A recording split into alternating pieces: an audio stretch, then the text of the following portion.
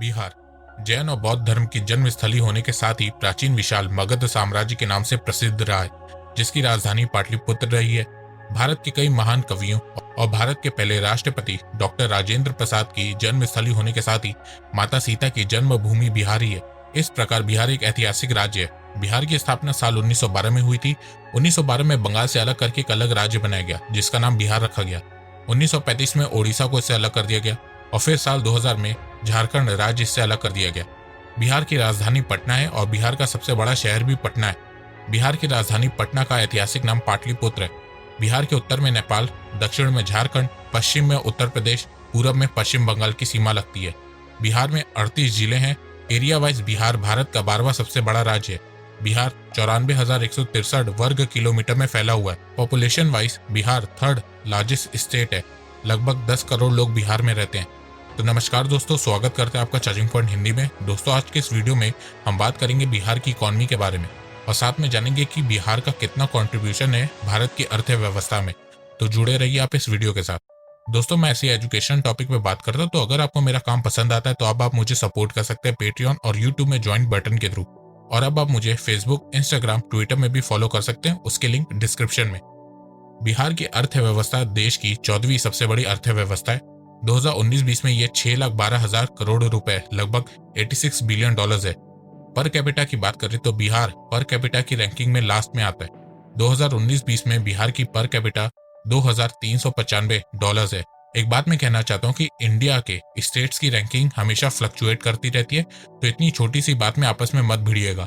भारत के सारे राज्य इंपॉर्टेंट है, कोई अकेला राज्य भारत को आगे नहीं ले जा सकता, बस कंट्रीब्यूशन में फर्क होता है। जीडीपी ग्रोथ रेट की बात करें तो 1998 से 2008 तक बिहार की एवरेज ग्रोथ रेट 5.1% थी, जबकि भारत की एवरेज ग्रोथ रेट 7.3% थी। मतलब बिहार की ग्रोथ रेट भारत की ग्रोथ रेट से भी कम थी, जबकि स्टेट्स की ग्रोथ रेट कंट्री की ग्रोथ रेट से ज्यादा होती है। बिहार की ग्रोथ रेट ने तेजी 2010 से पकड़ी। 2010-11 में बिहार की ग्रोथ रेट 25% थी, अगले साल 21%, फिर उसके अगले साल 14%, फिर 12%, बीच में 8 और 7% पे भी आ गई थी। पर बिहार की ग्रोथ रेट 2016 में फिर से बाउंस बैक करी और 15% तक पहुंच गई। उसके अगले साल 14.5% और 2018-19 में बिहार की ग्रोथ रेट 10.5% थी। जीडीपी बाय सेक्टर की बात करें तो एग्रीकल्चर सेक्टर 20%, इंडस्ट्री सेक्टर 19% और सर्विस सेक्टर 61% है। अनएम्प्लॉयमेंट रेट बिहार के अक्टूबर 2020 में 9.8% है। ये डाटा CMIE के द्वारा दिया गया है, इसके लिंक डिस्क्रिप्शन में। आप अपने स्टेट की भी अनएम्प्लॉयमेंट रेट चेक कर सकते हैं। पॉवर्टी की बात करें तो जहां प्राचीन काल में बिहार आर्थिक रूप से भारत का सबसे मजबूत राज्य हुआ करता था, वहीं आज ये भारत का सबसे गरीब राज्य है। बिहार में पॉवर्टी रेट 33% है। भारत के गरीब राज्यों में से एक बिहार है। बिहार की मिट्टी बहुत अच्छी और उपजाऊ है, इसीलिए बिहार की खेती बहुत अच्छी होती है। बिहार में पैदावार अच्छी होने से एग्रीकल्चर सेक्टर का कंट्रीब्यूशन बिहार की अर्थव्यवस्था में ज्यादा है। लगभग 74% बिहार के लोग एग्रीकल्चर सेक्टर से जुड़े हुए हैं। Bihar third largest vegetable producer है और 8 लार्जेस्ट फ्रूट प्रोड्यूसर है। 2018-19 में बिहार में 6,787,000 मैट्रिक टन राइस और 62,000 मैट्रिक टन पल्सेस प्रोड्यूस हुई थी। बिहार में खेती बहुत होती है, पर फूड प्रोसेसिंग फैक्ट्रीज बिहार में बहुत कम है, जिसके चलते बिहार अपनी खेती का फायदा नहीं उठा पाता है। अगर यहीं फूड प्रोसेसिंग यूनिट बिहार में होती तो ना जाने कितने फूड आइटम बिहार में बनते और पूरे देश में बिकते। Bihar shoes, scooter, sugar, electrical goods, cotton, yarn और ब्रोरी इंडस्ट्री के लिए बहुत फेमस है। बिहार लेदर गुड और टेक्सटाइल के लिए भी बहुत फेमस है। बिहार के भागलपुर को सिल्क फैब्रिक का मैन्युफैक्चरिंग हब माना जाता है। अब आप सोच रहे होंगे कि बिहार में इतना सब कुछ है, फिर भी बिहार क्यों नहीं ग्रो कर पाया? तो मैं आपको बताता हूँ। इसमें से ज्यादातर चीजें 2010 के बाद बनी है। उससे पहले बिहार को जंगल राज्य कहा जाता था। वहां कोई भी इंसान चैन से काम धंधा नहीं कर पाता था। इसका एग्जाम्पल भी मैं आपको देता हूँ। 1991 में बिहार का शेयर इंडिया की फैक्ट्रीज में 3.26% था। मतलब 1991 में इंडिया में 1,12,286 फैक्ट्रीज थी, उसमें से 3.26% फैक्ट्रीज बिहार में थी। पर जैसे जैसे साल बीता गया, भारत में फैक्ट्रीज की गिनती बढ़ी, पर बिहार का शेयर उसमें कम होता गया। और आप देख सकते कि कैसे बिहार में फैक्ट्रीज बंद हुई हैं। इसी को जंगल राज कहते हैं। बिहार शुरुआत से ही एजुकेशन के लिए बहुत फेमस है। नालंदा यूनिवर्सिटी बिहार में ही है। आज की शिक्षा की बात करें तो बिहार राज्य धीरे धीरे अपने शिक्षा के स्तर को बढ़ा रहा है। ऐसा कहा जाता है कि बिहार के लोग बहुत मेहनती होते हैं, पर जब आप बिहार की लिटरेसी रेट जानेंगे तो आप शॉक्ड हो जाएंगे। बिहार की लिटरेसी रेट 61.3% है। मेल में ये 71.2% है, वहीं फीमेल में ये 51.5% है। ये डाटा 2011 का है। 2021 में ये आपको और बढ़ता हुआ दिखेगा, पर उतना ज्यादा बढ़ता हुआ नहीं दिखेगा जितना आप लोग सोच रहे हैं। और इसका कारण है बिहार में लेस एजुकेशन इंफ्रास्ट्रक्चर। बिहार में जितनी जनसंख्या है उसके हिसाब से बिहार में बहुत कम स्कूल और कॉलेजेस हैं। जिन माँ बाप के पास पैसा होता है उनके बच्चे बिहार से बाहर जाकर पढ़ लेते हैं, और जिन माँ बाप के पास पैसा नहीं होता है उनके बच्चे नहीं पढ़ पाते, और इसी कारण बिहार में लिटरेसी रेट इतनी कम है। इस समय बिहार में सिर्फ 3 सेंट्रल यूनिवर्सिटी हैं, 15 स्टेट यूनिवर्सिटी हैं और 3 प्राइवेट यूनिवर्सिटी हैं।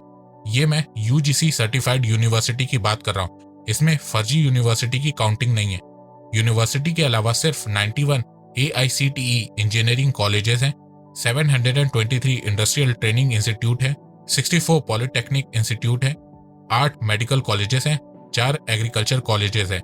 और वहीं आप 2020 का स्टूडेंट एनरोलमेंट देखेंगे तो उसमें 13 लाख से ज्यादा बच्चों ने अंडर ग्रेजुएट कोर्सेज के लिए अप्लाई किया है। तो बिहार की सरकार को एजुकेशन में बहुत काम करने की जरूरत है। पर अगर कोई 9वीं फेल CM बन गया तो फिर बिहार की अच्छी वाली लगेगी। अगर कोई बिहार से ये वीडियो देख रहा है तो इस वीडियो को सेव कर लेना और 5 साल बाद कंपेयर करना कि बिहार में कितनी यूनिवर्सिटी और कॉलेजेस खुले हैं। और अगर इनके सपोर्टर ये वीडियो देख रहे हैं तो आप मुझे, एक सेकेंड, कांग्रेस के साथ गठबंधन हुआ है तो अब आप मुझे भक्त कह सकते हैं, पर इस सच्चाई को छुपा नहीं सकते। बिहार का टूरिज्म सेक्टर धीरे धीरे बढ़ रहा है। जहां 2001 में सिर्फ 61 लाख डोमेस्टिक और इंटरनेशनल टूरिस्ट बिहार घूमने आए थे, वहीं 2019 में 3.5 करोड़ लोग बिहार घूमने आए थे। अगर सिर्फ फॉरेन टूरिस्ट की बात करें तो 2001 में 85,000 के लगभग फॉरेन टूरिस्ट बिहार घूमने आए थे, वहीं 2019 में 11 लाख के करीब फॉरेन टूरिस्ट बिहार घूमने आए थे। बिहार में घूमने लायक बहुत सी जगह है, पर क्राइम एक्टिविटी ज्यादा होने के कारण लोग बिहार घूमने कम जाते थे। पर अब टूरिस्ट के बढ़ने के पीछे का सबसे बड़ा कारण है बिहार में क्राइम का कम होना। लोग जब तक सेफ महसूस नहीं करते हैं तब तक वो उस जगह घूमने नहीं जाते हैं। तो जैसे जैसे बिहार में क्राइम एक्टिविटी कम होने लगी वैसे वैसे बिहार का टूरिज्म भी बढ़ने लगा है। देखा जाए तो बिहार के पास सब कुछ है, रिसोर्सेस है, लोग है, एग्रीकल्चर है, पर राजनीति ने बिहार को पूरी तरह से बर्बाद करके रख दिया है। अगर आप प्राचीन भारत के बिहार को देखें और आज के बिहार को देखें तो आपको यकीन ही नहीं होगा कि बिहार कभी इतना खुशहाल, शिक्षित और आर्थिक रूप से संपन्न राज्य हुआ करता था। बिहार की अर्थव्यवस्था को बढ़ाने के लिए बिहार में सबसे पहले करप्शन और क्रिमिनल एक्टिविटीज को कम करना होगा, तभी बिहार के लोग वहां पे काम कर पाएंगे। उसके साथ साथ भारत की बड़ी बड़ी कंपनीज भी बिहार में इन्वेस्ट करने लगेगी, मैन्युफैक्चरिंग प्लांट बैठाएगी, लोगों को काम देगी। इसके बाद बिहार को इंफ्रास्ट्रक्चर पे बहुत काम करना होगा, क्योंकि अब हर साल बिहार में बाढ़ देखने को मिल रही है, तो इस प्रॉब्लम को ठीक करना होगा। इसके लिए बिहार की सरकार को अच्छा और मजबूत रोड बनाना होगा। ये नहीं कि कल रोड बनाया और परसों रोड खराब। रोड के साथ साथ मजबूत पुल बनाना होगा। लोगों को बाढ़ से बचाने के लिए पुल बहुत काम आते हैं। इसके साथ साथ बिहार की सरकार को एजुकेशन में ध्यान देना होगा। बिहार के बच्चे तो पढ़ना चाहते हैं, पर बिहार में पढ़ने लायक ज्यादा अच्छे कॉलेजेस, यूनिवर्सिटीज नहीं है, इसीलिए बिहार के बच्चे यूपी, दिल्ली पढ़ने आते हैं। अगर ये बेसिक चीजें भी बिहार की सरकार कर देती है तब जाके बिहार आगे बढ़ेगा। तो दोस्तों, मुझे लगता है कि अब आपको सब समझ में आ गया होगा। तो अगर आपको ये वीडियो पसंद आए तो आप इस वीडियो को लाइक कीजिए, और अब आप मुझे सपोर्ट कर सकते हैं पेट्रियन और यूट्यूब में ज्वाइंट बटन के थ्रू। और हाँ, अगर आपको financial market, share market, mutual fund के बारे में जानना है तो मैं आपको 4,720 रुपए का कोर्स फ्री में दे सकता हूँ, उसकी लिंक डिस्क्रिप्शन में। एक बात मैं कहना चाहता हूँ, आप जितनी मेरी वीडियोस को शेयर करेंगे उतनी ही रीच मेरी बढ़ेगी, उतने ही लोग मेरे से जुड़ेंगे। तो वीडियो को शेयर करना और चैनल को सब्सक्राइब करना बिल्कुल भी मत भूलिएगा। मैं ऐसे एजुकेशनल वीडियोस लाता रहूंगा आप लोगों के लिए। तो अभी तक के लिए बस इतना ही। धन्यवाद। जय हिंद, जय भारत।